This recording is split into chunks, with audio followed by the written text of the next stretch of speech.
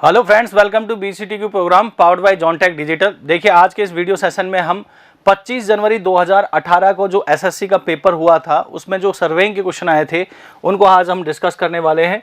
तो main concern जो रहेगा हमारा 25 जनवरी 2018 को जो पेपर हुआ है मॉर्निंग और इवनिंग शिफ्ट में, उसमें आए हुए सर्वेइंग के क्वेश्चन को हम डिस्कस करेंगे। देखिए, तो फर्स्ट क्वेश्चन क्या है जो मॉर्निंग शिफ्ट में आया है, plumb of lines at two different places in plane surveying are cut at the centre of earth inclined parallel to each other and perpendicular to the each other. जब plane survey हम करते हैं तो surface of earth को plane consider करते हैं, flat consider करते हैं, इसके कर्वेचर को इग्नोर कर दिया जाता है। तो जब भी अब इसमें प्लम्ब ऑफ लाइन को ड्रॉ करते हैं या ग्रेविटी लाइन को ड्रॉ करते हैं तो ये लाइंस जो हैं पैरेलल ड्रॉ होती हैं। कैसे ड्रॉ होती हैं? पैरेलल ड्रॉ होती हैं। जबकि अगर आप जियोडेटिक सर्वे की बात करेंगे तो जियोडेटिक सर्वे में क्या होगा, प्लम्ब ऑफ लाइन जो है सरफेस के, प्लेन सरफेस जो है उसके, लेवल सरफेस के कैसा होगा, यहाँ पर प्लम्ब ऑफ लाइन जो है सेंटर ऑफ अर्थ पर सब के सब इंटरसेक्ट हो जाएंगी। तो आपसे पूछा है plumb of lines at two different places in plane surveying are parallel to each other. तो करेक्ट ऑप्शन क्या हो जाएगा? Parallel to each other. Next, a curve whose radius varies from infinity to a certain value is called as. देखिए, curve का question है और कहा गया है कि ऐसा कर्व जिसकी रेडियस इनफाइनाइट से और किसी सर्टेन वैल्यू तक वेरी करती है। तो सबसे पहले हम सर्कुलर कर्व की बात करेंगे। Circular curve is the part of a circle, simple, जिसकी एक रेडियस होती है और एक सेंटर होता है। ठीक है, थ्रू आउट द कर्व ये रेडियस जो है वो कांस्टेंट रहेगी क्योंकि it is the part of circle. ठीक है, सिंपल सर्कुलर कर्व। इसके बाद में है कंपाउंड कर्व। कंपाउंड कर्व क्या होता है? दो सर्कुलर आर्क से जो मिलकर बनता है। तो इसमें अगर दो सर्कुलर आर्क हैं तो रेडियस भी इनकी डिफरेंट होगी r1, दूसरा जो कर्व होगा वो दूसरे सर्कुलर कर्व का पार्ट होगा और इसकी रेडियस भी क्या होगी, r2। इसके बीच में अगर हम बात करें तो इनके जो सेंटर हैं, दोनों पार्ट के जो सेंटर हैं, ये सेंटर C1 और C2 ये कॉमन टेंजेंट के एक ही साइड होते हैं। क्लियर? तो इसको हम बोलेंगे कंपाउंड कर्व। नाउ अब आती है बात रिवर्स कर्व की। तो रिवर्स कर्व भी एक तरह से कंपाउंड कर्व है, बस डिफरेंस जो है वो बस माइनर सा है। डिफरेंस को समझें तो डिफरेंस क्या होगा इसका, देखो एक बार, ये भी दो सर्कुलर कर्व से मिलकर बना होता है जिनकी रेडियस अलग अलग भी हो सकती है और सेम भी हो सकती है। तो यहां पर ये r1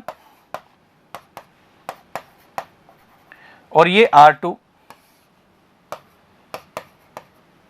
लेकिन इनके जो सेंटर्स हैं C1 और C2 ये कॉमन टेंजेंट के अपोजिट साइड होते हैं। तो अभी भी हमने यहां कभी भी नहीं इन तीनों कर्व में हमने ये नहीं देखा कि जो रेडियस है वो इनफाइनाइट से किसी सर्टेन डेफिनेट वैल्यू तक पहुंच रही है। ट्रांजिशन कर्व एक ऐसा कर्व होता है जिसको हम स्ट्रेट पार्ट से और सर्कुलर कर्व के बीच में प्रोवाइड करते हैं।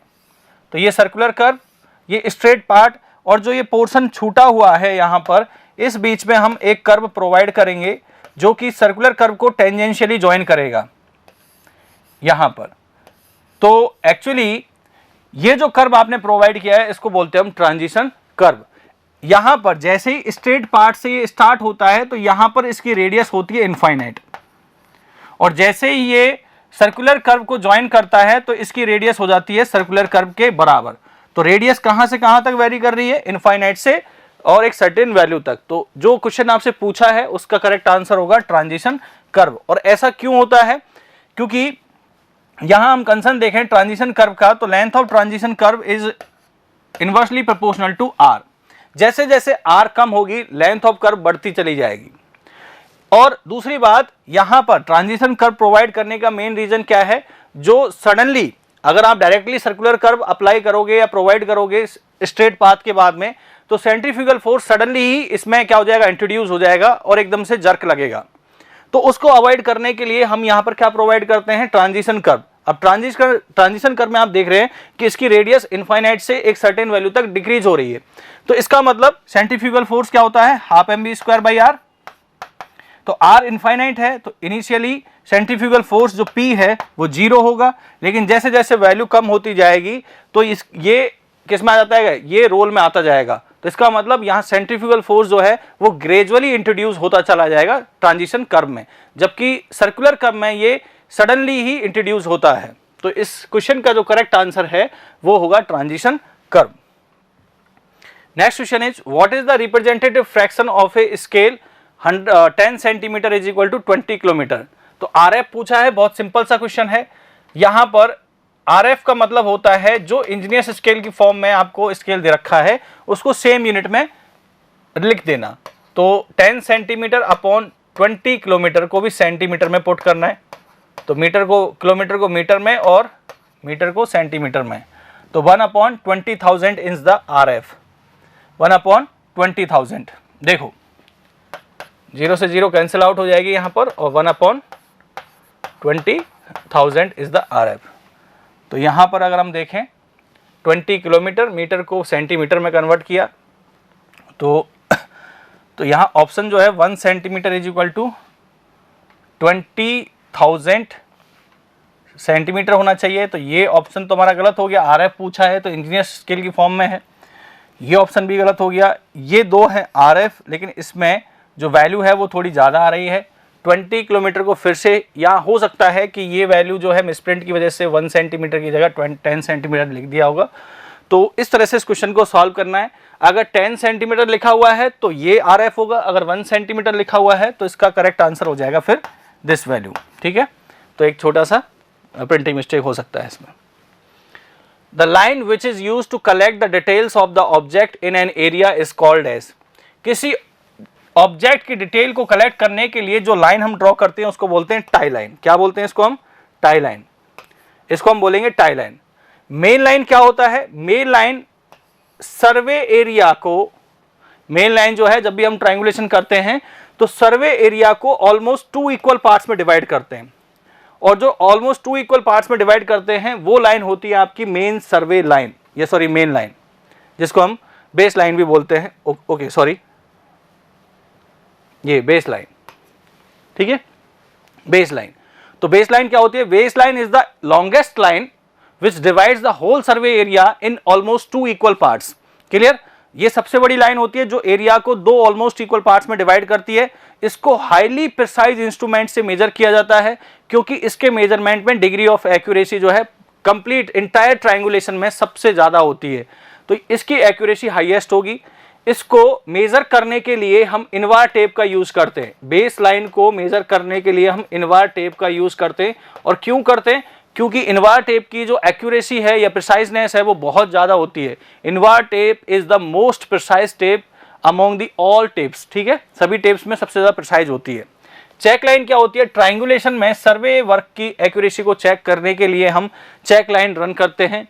मेन लाइन क्या होती है, मेन सर्वे स्टेशंस को ज्वाइन करने वाली लाइन को हम बोलते हैं मेन लाइन। तो जो क्वेश्चन है उसका करेक्ट आंसर हो जाएगा tie line. Calculate the true bearing of A line if magnetic bearing of line is S60 east and magnetic declination is 5 degree east. तो 5 डिग्री ईस्ट है तो इसको हम लिखेंगे positive 5 degree magnetic declination.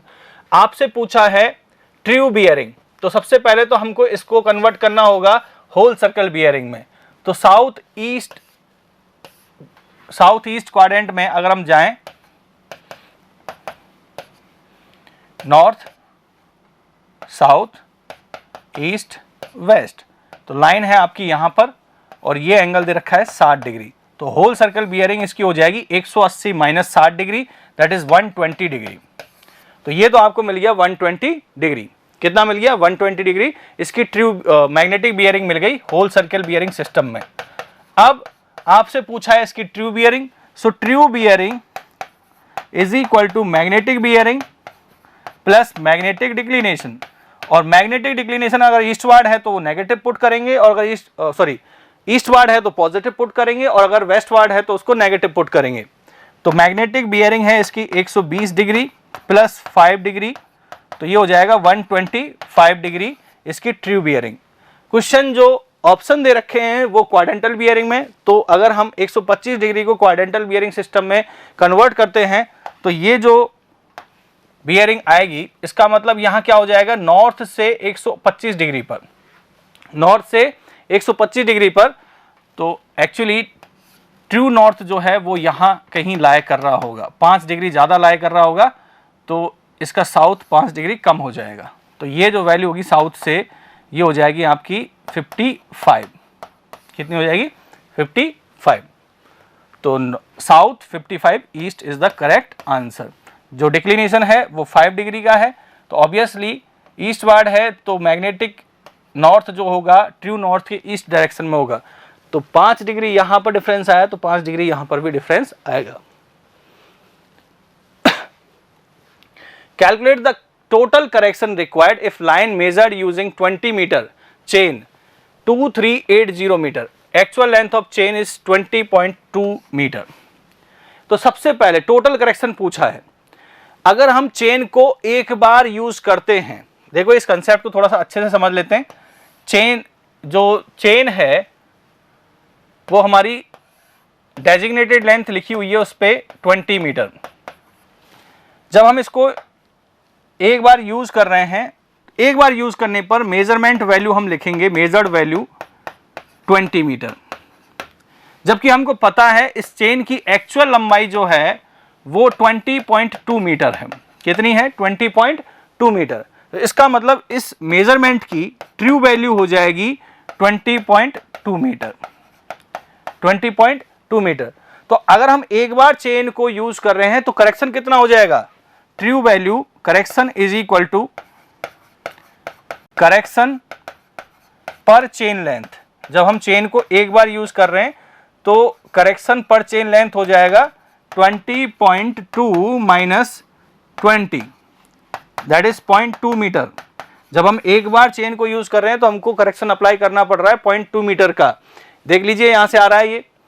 Now हमने इस लाइन को 1380 metre की लाइन को 20 मीटर चेन से मेजर किया है, तो कितनी बार मेजर किया होगा, number of times chain used, number of times chain used, तो total length 2380 divide by 20। Solve करेंगे तो इसका आंसर देखिए कितना आता है, 2380 divide by 20, that is 119 times numbers. 119 बार इस चेन को यूज किया है इस लाइन को मेजर करने में, और एक बार जब चेन हम यूज कर रहे हैं तो उससे 0.2 मीटर का हमारा क्या आ रहा है, करेक्शन आ रहा है। तो टोटल करेक्शन कितना हो जाएगा, total correction is equal to 0.2 into 119, तो मल्टीप्लाई करें अगर इसको 0.2 से तो ये आंसर आएगा 23.8 मीटर का टोटल करेक्शन लगेगा यहाँ पर। So option C is the correct answer. बहुत अच्छा क्वेश्चन है, कंसेप्चुअल क्वेश्चन है, और इस तरह के क्वेश्चन आपके प्रैक्टिस करने से ही सही होंगे, करेक्ट होंगे। The least count of A theodolite, least count of A theodolite कितना होता है, 20 सेकेंड। अगर ये माइक्रोस्कोपिक थियोडोलाइट है तो इसका लीस्ट काउंट हो जाएगा 1 सेकेंड। ध्यान रखेंगे डायरेक्टली पूछा गया है, लीस्ट काउंट का क्वेश्चन है, इंस्ट्रूमेंट का कॉन्फ़िगरेशन से क्वेश्चन पूछा है। Calculate the correct staff reading at a point A if staff reading is taken from an instrument which is set at a distance of 1.5 km from the point A, 3.46 metre. तो अभी देखते हैं, एक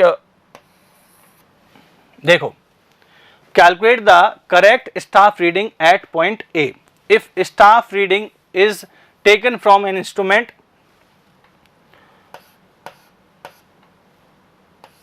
एक staff है उस पे जो हमने रीडिंग ली है वो है 3.46। क्लियर। और दूसरी बात, यहां पर डिस्टेंस जो है स्टाफ और इंस्ट्रूमेंट के बीच में वो है 1.5 किलोमीटर, 1.5 किलोमीटर। तो डिस्टेंस बहुत ज्यादा है, तो उसके इसमें हमारा कर्वेचर करेक्शन और रिफ्रैक्शन करेक्शन यहां पर अप्लाई होगा। आपको पता है कि कर्वेचर करेक्शन होता है नेगेटिव ऑफ 0.0785 डी स्क्वायर, जबकि रिफ्रैक्शन करेक्शन जो होता है इसका 1/7 होता है लेकिन पॉजिटिव होता है, और ये हो जाएगा 0.112 डी स्क्वायर। कंबाइंड इफेक्ट अगर हम देखें सी कंबाइंड, तो बहुत सिंपल है, दोनों को ऐड करेंगे नेगेटिव वैल्यू आएगी 0.0, यहां हो जाएगा 673 डी स्क्वायर। तो पहले हमको करेक्शन कैलकुलेट करना होगा और उसके बाद में हम स्टाफ की रीडिंग में करेक्शन अप्लाई कर देंगे। तो डी जो है यहां डिस्टेंस होती है इन किलोमीटर और करेक्शन आएगा आपका मीटर में, तो C combined minus of the 0.0673 and D square 1.5 का स्क्वायर, जब सॉल्व करेंगे तो ये वैल्यू आ जाएगी आपकी 0.0673 एंड 2.25। तो ये हो गया आपका 0.154 माइनस में मीटर में, और ये हमको माइनस करनी होगी किस में से, करेक्ट रीडिंग के लिए 3.46 में से, तो minus 3.46 is the correct answer. 3.30 is the correct answer. देखिए ये भी अच्छा क्वेश्चन है, और इस तरह के क्वेश्चन आपसे प्रैक्टिस मांगते हैं कि लगातार प्रैक्टिस करते रहिए, जिससे कि आपके कंसेप्ट अच्छे होते चले जाएं, आप क्वेश्चंस में कम से कम एरर करें और आपकी एक्यूरेसी बहुत अच्छी रहे। चलिए नेक्स्ट क्वेश्चन क्या कह रहा है, बहुत which of the following statement are correct for the contour map. Contour map है तो parallel contour shows uniform slope, parallel contour shows uniform slope, ठीक है। Very close contour shows steep slope, ठीक है। Very close contour shows flat area, नहीं, flat area के लिए straight and widely spaced parallel lines ही रिप्रेजेंट करती है किसको, फ्लैट एरिया को। तो ये ऑप्शन गलत हो गया, जिसमें 3 आ रहा है वो ऑप्शन तो अपना गलत हो गया। चलो, 2 contours at different elevation cut at right angle. देखिए पहली बात तो 2 कंटूर लाइंस जो है ओवरहैंगिंग क्लिप के केस को छोड़कर बाकी किसी भी केस में एक दूसरे को इंटरसेक्ट नहीं करती है, तो यहां पर हम इसको भी ऑप्शन को गलत मानेंगे, तो 4 जिसमें आ रहा है वो भी गलत हो गया। तो इसका मतलब हमारे दोनों स्टेटमेंट सही थे, और वाकई में ये दोनों स्टेटमेंट सही है। Parallel contour shows uniform slope, अगर स्लोप यूनिफॉर्म है तो वहां पर पैरेलल कंटूर्स बनेंगे इस तरह के, उनका जो स्पेसिंग होगा वो बिल्कुल कांस्टेंट होगा। क्लोजली स्पेस कंटूर जो है अगर बहुत ज्यादा क्लोज है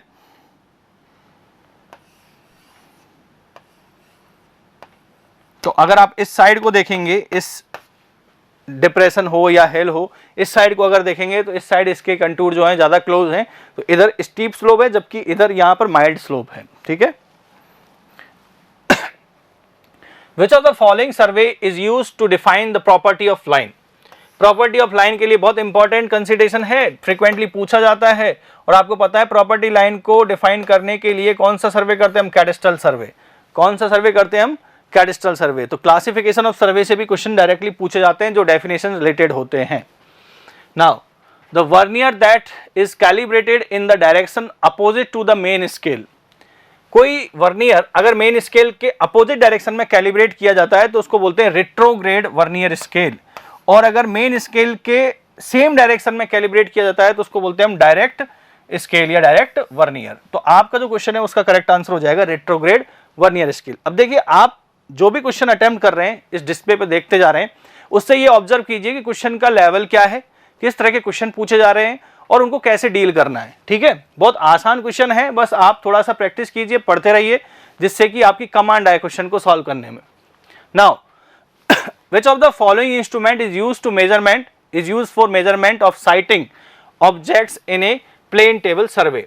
देखिए ये क्वेश्चन फ्रीक्वेंटली पूछे जाते हैं, बस इनका फॉर्म बदल दिया जाता है। तो अब की बार साइटिंग के लिए पूछ लिया, पिछली बार प्लम्बिंग फॉर के लिए पूछा था, तो मैंने उस लास्ट लेक्चर में भी बताया था कि कौन सा इंस्ट्रूमेंट प्लेन टेबल में क्या काम आता है। एलिडेट जो है वो साइटिंग इंस्ट्रूमेंट है, इसलिए करेक्ट आंसर तो हो जाएगा आपका एलिडेट। बट फिर भी एक बार इन सारे इंस्ट्रूमेंट्स को देख लेते हैं। क्लिनोमीटर जो है ये स्लोप को मेजर करने के काम आता है कि ग्राउंड का स्लोप क्या है, तो ये स्लोप को मेजर करने के काम आएगा। Cross staff perpendicular offset draw करने के काम आता है, और प्रिज्म स्क्वायर भी परपेंडिकुलर ऑफसेट ड्रॉ करने के काम आएगा। तो बहुत सिंपल से क्वेश्चन है, डायरेक्टली पूछे जाते हैं, और ये क्वेश्चन जो है ये सारे इंस्ट्रूमेंट्स के पूछे ही जाते रहते हैं frequently. For no error in the magnitude, the difference in magnitude of fore bearing and back bearing of any line.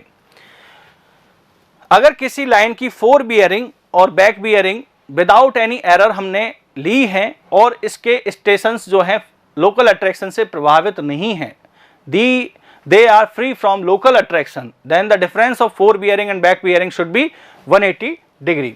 तो फोर बियरिंग और बैक बियरिंग का डिफरेंस कितना हो जाएगा? 180 degree. What is the number of fore bearing and back bearing for an open traverse?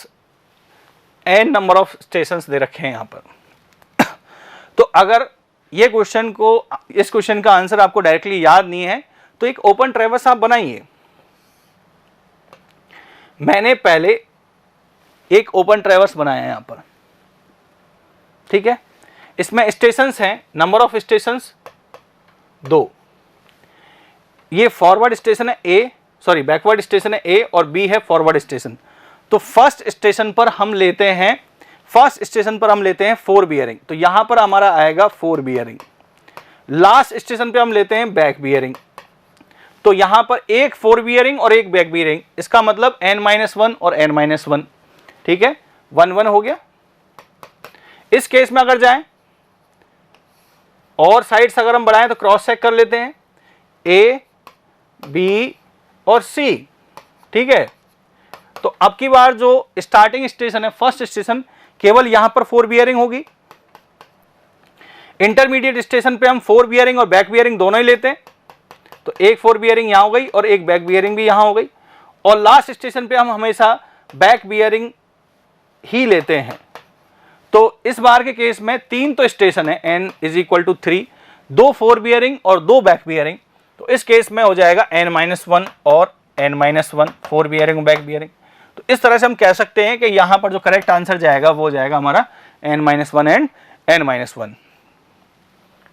चलिए, the difference between the last reduce level and the first reduce level is the equal to. ये levelling के arithmetic check से question पूछा है. Last RL minus first RL is equal to the sum of back side, the difference between the sum of back side and fore side, ठीक है.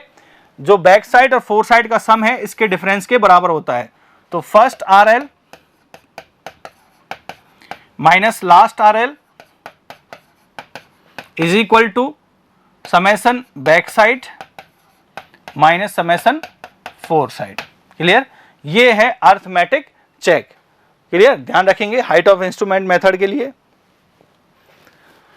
The correction of refraction for a distance d between the staff and instrument. तो अभी थोड़ी देर पहले discuss किया था 0.112 d². तो इसका मतलब ये किसके प्रोपोर्शनल हो जाएगा? d² के प्रोपोर्शनल हो जाएगा. तो proportional to the square of d. तो एक ही कंसेप्ट से एक ही पेपर में लगातार आप देख रहे हैं कि एक एक दो क्वेश्चन पूछे गए हैं. अब यही क्वेश्चन थोड़ी देर पहले पूछा था न्यूमेरिकल की फॉर्म में और अब की बार इसको एक लैंग्वेज में स्टेटमेंट वाइज पूछ लिया है. चलिए, नेक्स्ट क्वेश्चन है which of the following statement is correct for the length of curve. Length of curve के लिए कौन सा स्टेटमेंट करेक्ट है? लेंथ ऑफ कर्व, तो पहले हमको लेंथ ऑफ कर्व पता होना चाहिए. देखिए, जब भी कर्व होगा तो यहां पर सबटेंडेड एंगल है डेल्टा, डिफ्लेक्शन एंगल डेल्टा, ठीक है. तो किसके रेस्पेक्ट में पूछा है? It is inversely proportional to the radius of curve, ठीक है.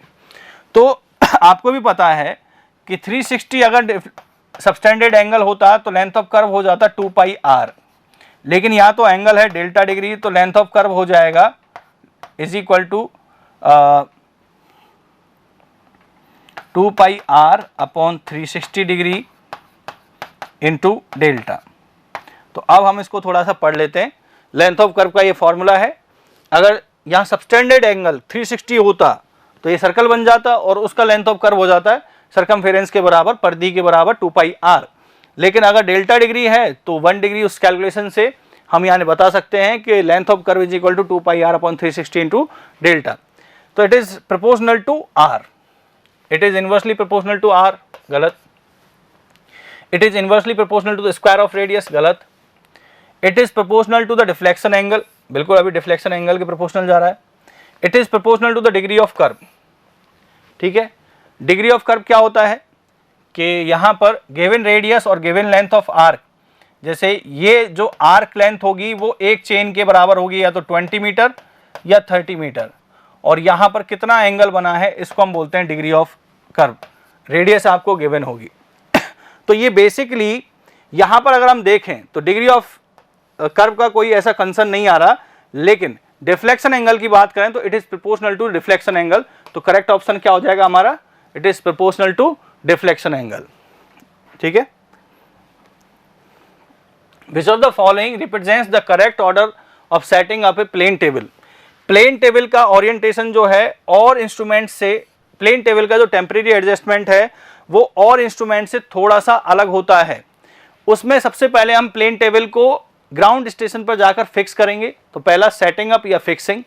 उसके बाद इसकी हम लेवलिंग करते हैं, ना कि सेंटरिंग करते हैं। और इंस्ट्रूमेंट की पहले हम सेंटरिंग करते हैं फिर लेवलिंग करते हैं, बट इसकी हम पहले लेवलिंग करेंगे और उसके बाद सेंटरिंग करेंगे। तो यहाँ पर सबसे पहले हम करेंगे लेवलिंग, उसके बाद सेंटरिंग और उसके बाद ओरिएंटेशन। ये इसका करेक्ट सीक्वेंस है और फ्रीक्वेंटली ये क्वेश्चन आपसे पूछा जाता है। ठीक है, तो नेक्स्ट और last question is that calculate the horizontal distance of a point from the instrument if the staff intercept दे रखा है 2.5 metre, the micrometer reading of drum of the diaphragm is through 3.2 metre and the micrometer screw has 100 threads in 1 centimetre. ठीक है, the focal length of objective glass is 200 mm. The distance of the instrument axis from the center of object glass is 180 mm. तो आपसे पूछा क्या है, horizontal distance. Question है आपका tacheometer का। तो टैक्योमीटर के लिए D is equal to KS plus C। K होता है multiplying constant, this is F upon I, और C होता है additive constant F plus D। Focal length आपको दे रखी है, यहां पर फोकल लेंथ कितनी है, स्टाफ इंटरसेप्ट दे रखा है, S की वैल्यू दे रखी है 2.5, और फोकल लेंथ आपको दे रखा है यहां पर 200 mm। ठीक है, तो F दे रखा है आपको यहां पर 200 mm। इसके अलावा distance of the instrument axis and the centre of objective glass मतलब स्मॉल d दे रखा है आपको 180 mm। I के लिए एक स्टेटमेंट दे रखा है, जो स्टेडिया इंटरसेप्ट है उसके लिए कहा गया है the micrometer reading of drum of the diaphragm is 3.2 metre. Diaphragm की जो रीडिंग आ रही है माइक्रोमीटर रीडिंग वो है 3.2 मीटर। कितने थ्रेड्स में है, 100 थ्रेड्स के लिए, सॉरी माइक्रोमीटर में कितने थ्रेड्स हैं, 100 थ्रेड्स हैं। तो I की जो वैल्यू होगी, I इज इक्वल टू एक थ्रेड की वैल्यू जो है 3.2 मीटर मतलब यहां पर 3.2 मीटर दे रखी है आपको, और थ्रेड्स कितने हैं इसमें 100। तो इसको सॉल्व करेंगे तो अपना जो आंसर आएगा दैट इज 0.32। तो अब यहां से हम इसको कैलकुलेट कर सकते हैं, K इज इक्वल टू कितना हो जाएगा, F दे रखा है आपको 200 और I दे रखा है 0.32, C हो जाएगा आपका F 200 और D दे रखा है 180, तो 380। वैल्यू पुट करेंगे D is equal to KS plus C में, तो यहाँ पर D is equal to K है आपका K 200 upon 0.32 into 2.5 plus C दे रखा है 380। सॉल्व करेंगे, एक्चुअली 2.5 मीटर दे रखा होगा तो इसको mm में कन्वर्ट करना होगा, तो 1000, और जब सॉल्व करेंगे तो इसका करेक्ट आंसर आएगा 1562.8 metre. So this is the correct answer. ठीक है, तो guys this is all about this video session. Thank you so much, keep watching this.